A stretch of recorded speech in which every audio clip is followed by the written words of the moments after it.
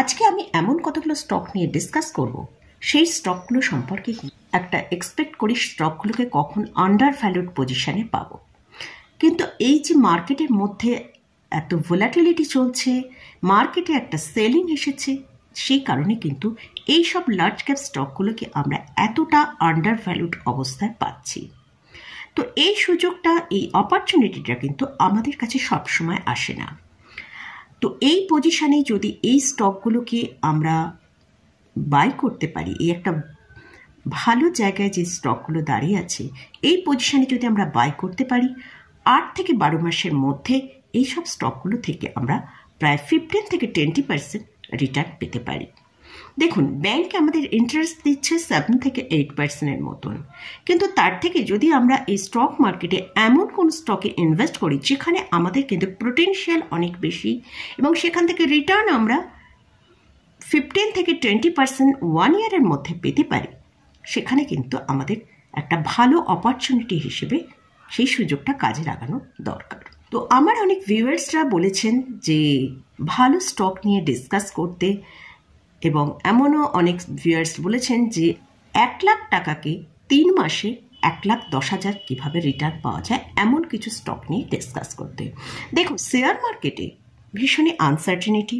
এখানে কনফিডেন্সলি আপনি কিন্তু বলতে পারবেন না 3 মাসের মধ্যে আপনি এত % রিটার্ন পেতে পারবেন। আর সামনে এই যে মার্চ মাসটা চলছে, এই মার্চ মাসে প্রচণ্ড আমরা শেয়ার মার্কেটে ভোলাটিলিটি দেখতে পাচ্ছি। আজকে যদি 100 পয়েন্ট ওপরে যায়, আগামীকাল আমরা 200 পয়েন্ট নিচে দেখছি। এই যে একটা বিশাল ভোলাটিলিটি, হয়তো সেটা মার্চের এন্ডিংয়ে আমরা কিছুটা হলেও সেটা কমপ্লিট হতে দেখব, কিন্তু সামনে আমাদের ইলেকশন রয়েছে। অতএব আমাদের এখন টার্গেট হিসেবে 8 থেকে 12 মাসের মতন টার্গেট নিয়ে চলতে হবে। আপনি যদি এখানে 1 লাখ টাকা বিনিয়োগ করতে চান, তাহলে আমার মনে হয় আপনি 60% এই জায়গায় বিনিয়োগ করুন, বাকি 40% আপনি হাতে রাখুন। যদি কোনো কারণে মার্কেট নিচে আসে, সেক্ষেত্রে আপনি এইসব স্টকে বিনিয়োগ করতে পারেন। বা আপনি চাইলে এই যে পজিশনে আমি স্টকগুলোর কথা বলছি, সেই স্টকগুলো কিন্তু প্রায় 15 থেকে 24-25% নিচে ট্রেড করছে। আপনারা কিন্তু এই জায়গায় আরও আপনাদের যদি ইচ্ছা হয় আরও কিছুটা পোর্শন বেশিও আপনারা কিন্তু ইনভেস্ট করে রাখতে পারেন। যদি কোনো কারণে নিচে আসে, নিচে আসার সম্ভাবনা কম হলেও কিন্তু আমাদের এটা ধরে রাখতে হবে, যদি নিচে আসে সেখানে আমরা আবার কিছুটা ইনভেস্ট করতে পারবো। তাহলে চলুন দেখে নিই আজকে কোন কোন স্টকগুলো নিয়ে, লার্জ ক্যাপ ক্যাটাগরি স্টক নিয়ে আজকে ডিসকাস করব। নেক্সট ভিডিওয়ে মিড ক্যাপ এবং স্মল ক্যাপ ক্যাটাগরি স্টক নিয়ে ডিসকাস করব। যেহেতু ভিডিওটা অনেক লম্বা হয়ে যাবে, সেই জন্য এখানে আরও একটা কথা বলে রাখি, যাদের এজ একটু বেশি 50-এর ওপরে, তারা অবশ্যই লার্জ ক্যাপ ক্যাটাগরি এবং মিড ক্যাপ ক্যাটাগরি স্টকের দিকে ফোকাস করুন। স্মল ক্যাপে যেহেতু প্রচণ্ড বেশি ভোলাটিলিটি, যদি আপনি ম্যানেজ করতে পারেন অবশ্যই রাখতে পারেন আপনার পোর্টফোলিও, কিন্তু যেহেতু স্মল ক্যাপ অনেক বেশি আপ ডাউন হয়, যেখানে আমরা হয়তো 80-70% পর্যন্ত ডাউন দেখতে পারি, সেই জন্য বললাম যারা একটু এজেড পার্সন তারা মিড ক্যাপ এবং লার্জ ক্যাপ ক্যাটাগরি স্টকের দিকেই ফোকাস করলে বেটার হবে। তাহলে ভিডিওটা শুরু করা যাক। আমি নিরুপমা, শেয়ার শেখো চ্যানেলের পক্ষ থেকে সকল বন্ধুদের স্বাগত জানাই। আর চ্যানেলটা যদি সাবস্ক্রাইব না করে থাকেন তাহলে অবশ্যই চ্যানেলটা সাবস্ক্রাইব করে নেবেন, আর পাশে থাকা বেল আইকনটা প্রেস করে রাখবেন। আমি ভিডিও আপলোড করার সাথে সাথে আপনাদের কাছে ভিডিওটা পৌঁছে যাবে। যে স্টকটা নিয়ে ডিসকাস করছি সেই স্টকটা হচ্ছে হিন্দুস্তান ইউনিলিভার। এই স্টকটা কিন্তু এখন প্রায় তার 1 বছরে যে হাই দেখিয়েছে সেখান থেকে প্রায় 19% নিচে ট্রেড করছে। এই স্টকের একটু আমরা ফান্ডামেন্টালটা দেখে নিই। Market capitalization 5,27,066 crore. স্টকের পি ট্রেড হচ্ছে 51.2, আর আরওই হচ্ছে 20.5%, আরওসি হচ্ছে 26.6%। এই স্টকটা সম্পর্কে আরও ডিটেলস যদি জানতে চান তাহলে আমার এফএমসিজি সেক্টর নিয়ে যেখানে ডিটেলস আলোচনা করেছি, সেই প্লেলিস্ট হচ্ছে সেক্টরিয়াল অ্যানালিসিস বলে যে প্লেলিস্ট আছে, সেখানে এফএমসিজি সেক্টরের সম্পর্কে ডিটেলস আলোচনা করেছি, সেখানে কিন্তু আপনারা পেয়ে যাবেন। আজকের ভিডিওয়ে আমি খুব বেশি ডিটেলস আলোচনা করছি না, কারণ অনেকগুলো স্টক আমাকে কভার করতে হবে, সেই জন্য মোটামুটি আমি স্টকগুলো ফান্ডামেন্টাল সাইড একটু দেখে নিয়ে তারপরে আমরা ফাইন্যান্সিয়াল সাইডের দিকে চলে যাব। আমরা ইয়ারলি দেখছি এই HUL-এর যে সেলসের গ্রোথ কিন্তু প্রত্যেক বছরে কিন্তু একটা ভালো সেলসের গ্রোথ দেখতে পাচ্ছি। আমরা 2020-তে দেখেছিলাম 39,783 করোড় ছিল, সেখান থেকে 2023-এ যদি দেখি 60,580 করোড়ে পৌঁছে গেছে। সেরকম নেট প্রফিটও আমরা যদি দেখি সেখানেও কিন্তু দেখতে পাচ্ছি একটা ভালো জাম্প হয়েছে, যেটা 2020-তে ছিল 6,756 করোড়, সেখান থেকে 2023-এ আমরা দেখছি 10,143 করোড়ে। এই স্টকটা মোটামুটি আমাদের যদি দেখি লাস্ট এক বছরে কিন্তু যেখানে মার্কেট এত হাইতে ট্রেড করেছে, এই স্টকটা কিন্তু এক বছরে যে স্টকের প্রাইস CAGR যদি 1 ইয়ারের দেখি সেখানে -10% ট্রেড করছে। তাহলে আগামী দিনে কিন্তু এই স্টকটা কিন্তু ভালো ওপরের দিকে, যেটা লাইফ টাইম এদের হাই রয়েছে তার ওপরে যাওয়ারও কিন্তু সম্ভাবনা রয়েছে। তাই এই স্টকে যদি আপনি ইনভেস্টমেন্ট করতে চান, এটা কিন্তু একটা বেস্ট অপরচুনিটি। নেক্সট যে স্টকটা নিয়ে আলোচনা করছি সেটা হচ্ছে এশিয়ান পেন্টস। এশিয়ান পেন্টসকে আমরা যদি দেখি, এদের চার্টে দেখি, সেটা দেখতে পাচ্ছি এক বছরে যে হাই করেছে সেখান থেকে প্রায় 20% নিচে ট্রেড করছে। 2,840 টাকা এখন কারেন্ট প্রাইস চলছে। এই স্টকের যদি মার্কেট ক্যাপিটালাইজেশন দেখি 2,72,412 করোড়। এদের কারেন্ট স্টকের যে পি চলছে সেটা হচ্ছে 50-র কাছাকাছি। এই স্টকটাও ROC 34.4%, ROE হচ্ছে 27.7%। এই স্টকগুলো কিন্তু বারবার এই অপরচুনিটি আমাদের কিন্তু দেয় না। এই স্টকে যেটা রিসেন্ট যে লোটা হয়েছে সেটা হচ্ছে 2706 টাকা হচ্ছে 52 উইক লো দেখাচ্ছে। তো এই 52 উইক লোয়ের কাছাকাছি ট্রেড করছে। যদি এখান থেকে আরও কিছুটা নিচে 2800-র কাছে যায় বা 2810-15 এরকম জায়গায় পাওয়া যায়, সেটা কিন্তু খুব ভালো একটা সুযোগ হবে। স্টকটা বেশ অনেক দিন ধরেই কিন্তু এই নিচের দিকের দামে ট্রেড করছে। এখান থেকে হয়তো একটা ইউটার্ন নেবার চান্স রয়েছে, এখান থেকে হয়তো একটু ওপরের দিকে ওঠার চান্স আছে। তো স্টকটা অনেক দিন ধরেই এই লোয়ার লেভেলে ট্রেড করছে। আমাদের পেন্ট সেক্টরের মধ্যে কিন্তু সবথেকে লার্জেস্ট কোম্পানি এশিয়ান পেন্ট। যদি দেখি ডিসেম্বর কোয়ার্টারে প্রায় 9,103 করোড়ের মতন এদের সেলস হয়েছে, সেখানে প্রফিট হয়েছে 1,475 crore. Profit and loss account যদি দেখি লাস্ট 5 বছরে, সেখানে দেখছি মার্চ 2019-এ 19,240 ছিল, সেখান থেকে মার্চ 2023-এ 34,489 করোড় হয়েছে। নেট প্রফিটও আমরা দেখতে পাচ্ছি, সেখানেও আমরা দেখছি 2019-এ 2,208 করোড় ছিল, তার প্রায় ডাবল হয়েছে 2023-এ 4,195 করোড়। স্টক প্রাইসের CAGR যদি দেখি সেখানে দেখতে পাবো লাস্ট 1 ইয়ারে 1% মাত্র গ্রো হয়েছে। তো এই স্টকটা কিন্তু আমরা এখন অনেক নিচের দিকের দামে পাচ্ছি। এখান থেকে কিন্তু আমাদের একটা খুব ভালো বাই করার সুযোগ রয়েছে। এই স্টকের আমরা শেয়ার হোল্ডিং প্যাটার্নটা একবার দেখি, যদি সেখানে আমরা দেখতে পাচ্ছি প্রোমোটারের হোল্ডিং আছে 52.63%, FIs-দের হোল্ডিং আছে 17.32%, DIs-দেরও হোল্ডিং ভালো রয়েছে, সেখানে 10.52%। তো এই স্টকটাও কিন্তু খুব একটা ভালো জায়গায় ট্রেড করছে। এখান থেকে বাই করলে কিন্তু একটা ভালো অপরচুনিটি আসার চান্স রয়েছে। নেক্সট যে স্টকটা নিয়ে আলোচনা করছি সেটা হচ্ছে SBI card and payment service limited. এই স্টকটা হচ্ছে স্টেট ব্যাংক অফ ইন্ডিয়া গ্রুপেরই স্টক। এদের মার্কেট ক্যাপিটালাইজেশন হচ্ছে 66,302 করোড়, আর কারেন্ট পি চলছে 28.3, আর কারেন্ট প্রাইস চলছে 697 টাকার কাছে। আর এই স্টকের যদি ROC দেখি 13.0%, ROE যদি দেখি 25.7%। এই স্টকটা প্রায় 24% নিচে এখন ট্রেড করছে। তো এই স্টকের যদি আমরা ফাইন্যান্সিয়াল সাইডটা একবার দেখি, আমরা কোয়ার্টারলি রেজাল্টটা আগে দেখে নেবো যে কীরকম এদের কোয়ার্টারলি রেজাল্ট পরপর এসেছে। সেক্ষেত্রে আমরা যদি দেখি ডিসেম্বর 2022-এ এদের রেভিনিউ যেটা জেনারেট করেছে 3,505 করোড়, সেখান থেকে যদি 2023-এর ডিসেম্বরে দেখি 4,621 করোড়ের মতন দেখাচ্ছে। তো আমরা দেখতে পাচ্ছি কিন্তু রেভিনিউর মধ্যে ভালোই কিন্তু গ্রোথ এসেছে। তাহলে আপনার নেট প্রফিটটা দেখি, নেট প্রফিটের মধ্যেও আমরা দেখতে পাচ্ছি 2022-এর ডিসেম্বরে নেট প্রফিট হয়েছিল 509 করোড়, সেখান থেকে ডিসেম্বর 2023-এ নেট প্রফিট হয়েছে 549 করোড়। সেখানেও কিন্তু আমরা দেখতে পাচ্ছি যে নেট প্রফিটের মধ্যেও বৃদ্ধি পেয়েছে, কিন্তু যদি আগের কোয়ার্টারের সঙ্গে মার্চ চেক করি, সেখানে আমরা দেখতে পাচ্ছি নেট প্রফিটটা একটু ডাউন হয়েছে। সেপ্টেম্বর 2023-এ 603 করোড়ের মতন নেট প্রফিট হয়েছিল, সেটা কিন্তু ডিসেম্বর 2023-এ 549 করোড়ের মতন হয়েছে। তাই জন্য এই স্টকটায় কিন্তু একটা খুব ভালো সেলিং আমরা দেখতে পেয়েছি। তবে স্টকটা কিন্তু আগামী দিনে ভালো একটা র্যালি দেখাবে, কারণ এটা একটা লার্জ ক্যাপ ক্যাটাগরির স্টক, এখন এরকম আন্ডার ভ্যালুড পজিশনে রয়েছে।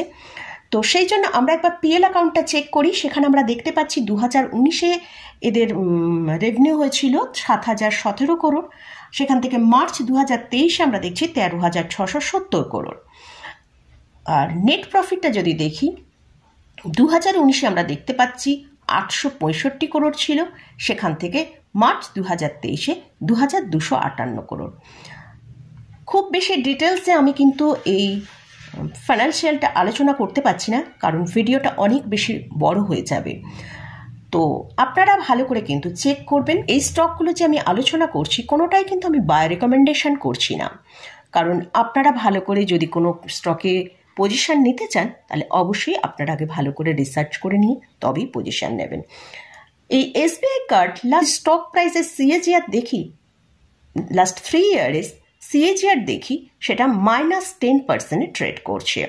তো এই জায়গায় কিন্তু আটকে থাকবে না, স্টকটা কিন্তু এখান থেকে ওপরের দিকে রিভার্সাল নেবেই। সেই জন্য এই স্টকের দিকে কিন্তু ফোকাস রাখতে হবে। নেক্সট যে স্টকটা নিয়ে আলোচনা করছি, সেটা হচ্ছে life insurance corporations of India. এই ইন্স্যুরেন্স কোম্পানির মধ্যে কিন্তু এই life insurance corporations of India হচ্ছে সবথেকে লার্জেস্ট একটা কোম্পানি আমাদের ইন্ডিয়ান শেয়ার মার্কেটের। এই স্টকটা মার্কেট ক্যাপিটালাইজেশন হচ্ছে 5,73,551 করোড়। এই স্টকের কারেন্ট পি হচ্ছে 14.3, কিন্তু পি অনেকটা নিচের দিকে রয়েছে। আমরা দেখব অন্যান্য কোম্পানির যে পি আছে তার সাথে কম্পেয়ার করে। আর এই কোম্পানির আরওসি যদি দেখি 149%, আরওই হচ্ছে 130%।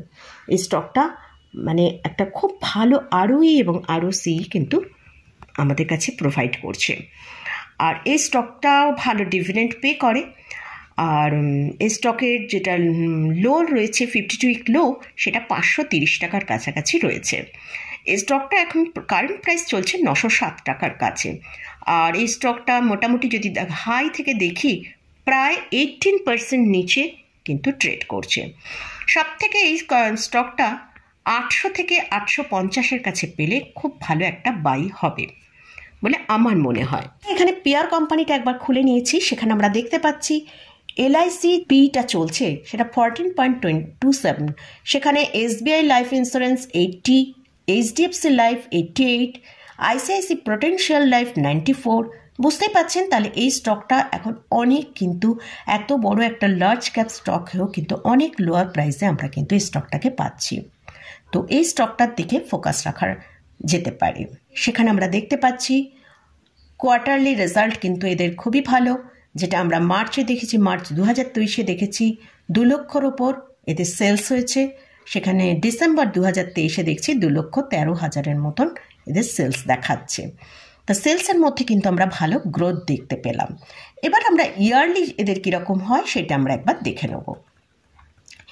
আমরা এবার ইয়ারলি দেখছি সেলসের গ্রোথের মধ্যে মার্চ 2019-এ যদি দেখি 5,59,986 করোড় ছিল, সেখান থেকে মার্চ 2023-এ দেখছি 7,81,543 করোড়। একটা খুব ভালো সেলসের গ্রোথ আমরা এখানে দেখতে পাচ্ছি। নেট প্রফিট কীরকম আছে সেটা আমরা একবার দেখব। নেট প্রফিট 2019-এ ছিল 2,688, মার্চ 2023-এ কিন্তু 36,397 করোড়ের মতন পৌঁছে গেছে। তো নেট প্রফিটের মধ্যেও কিন্তু আমরা একটা ভালো জাম্প দেখতে পেয়েছি। স্টকটা কিন্তু একটা অলমোস্ট ডেট ফ্রি কোম্পানি। তো লাস্ট যে স্টকটা নিয়ে আলোচনা করছি সেটা হচ্ছে এইচডিএফসি ব্যাংক। আমাদের প্রাইভেট সেক্টর ব্যাংকের যেসব কোম্পানিগুলো রয়েছে তার মধ্যে কিন্তু এইচডিএফসি ব্যাংক হচ্ছে সবথেকে লার্জেস্ট একটা কোম্পানি। তো এই স্টকটা আমরা রিসেন্ট দেখেছিলাম মার্জারের পর স্টকটা কিন্তু একটা খুব বড় কারেকশন এখানে এসেছিল, প্রায় 1700 টাকা থেকে একদম 1300 টাকার কাছাকাছি আমরা এই স্টকটাকে যেতে দেখেছি। তো এখন এই স্টকটা কারেন্ট প্রাইস চলছে 1432 টাকার কাছে। তো মোটামুটি আমরা যদি এই স্টকটাকে একটা প্রায় 17% কারেকশন আমরা অলরেডি দেখে নিয়েছি। এই স্টকটার মার্কেট ক্যাপিটালাইজেশন হচ্ছে 10,88,181 করোড়, আর এই স্টকের কারেন্ট পি চলছে 16, খুব লোয়ার পিতে কিন্তু ট্রেড করছে। আমরা পিআর কোম্পানি দেখব, আর এই কোম্পানি আমরা যদি আরওই দেখি 17%-এর কাছে ট্রেড করছে, আরওসি হচ্ছে 6.24%, আর এই স্টকের যেটা 52-উইক লো দেখিয়েছে সেটা হচ্ছে 1363 কাছে লো দেখিয়েছে। প্রাইভেট সেক্টর ব্যাংক যেগুলো রয়েছে সেই সব ব্যাংকের সাথে যদি কম্পেয়ার করি, এইচডিএফসি ব্যাংক হচ্ছে 16.05, আইসিআইসি ব্যাংক সেখানে 17.96, কোটাক ব্যাংক 20.17। মোটামুটি আমরা দেখলাম কিন্তু এই এইচডিএফসি ব্যাংক অনেকটা সব থেকে লার্জেস্ট একটা কোম্পানি হয়েও কিন্তু এখন অনেকটা লোয়ার পিতে ট্রেড করছে। এই মার্জারের নিউজের ফলে যে সেলিং হয়েছিল তার ফলে কিন্তু স্টকটা অনেক নিচে ট্রেড করছে। আমরা তো সেলিং দেখেছি এইচডিএফসি ব্যাংকে খুব। তো আমরা যদি ডিসেম্বর 2022-এ দেখি, সেখানে রেভিনিউ জেনারেট করেছে 45,002 করোড়। সেখান থেকে ডিসেম্বর 2023-এ যদি দেখি 78,008 করোড়ের কাছে কিন্তু এদের রেভিনিউ জেনারেট হয়েছে। তার মানে বিজনেস তো বেশ ভালোই হয়েছে। তো সেক্ষেত্রে আমরা যদি একবার এদের নেট প্রফিটটা দেখি, ডিসেম্বর 2022-এ যদি দেখি সেখানে 12,737 করোড় ছিল, সেখান থেকে ডিসেম্বর 2023-এ 17,718 করোড়ে পৌঁছে গেছে। লাস্ট 5 ইয়ার্সের রেভিনিউ কীভাবে জেনারেট হয়েছে সেটা আমরা একবার দেখে নেব। মার্চ 2019-এ 1,05,161 করোড়, সেখান থেকে মার্চ 2023-এ 1,70,754 করোড়। আর যদি নেট প্রফিট দেখি সেখানেও আমরা দেখতে পাচ্ছি 2019-এ হয়েছিল 22,446 করোড়, এখান থেকে মার্চ 2023-এ 46,149 করোড়। তাহলে আমরা সেলসের মধ্যে কিন্তু খুব ভালোই গ্রোথ দেখতে পেলাম। স্টক প্রাইসের সিএজিআর দেখি লাস্ট 1 বছরে কিন্তু দেখাচ্ছে -10%, মানে সেখানে কোনো কিছুই রিটার্ন আমরা দেখতে পাইনি।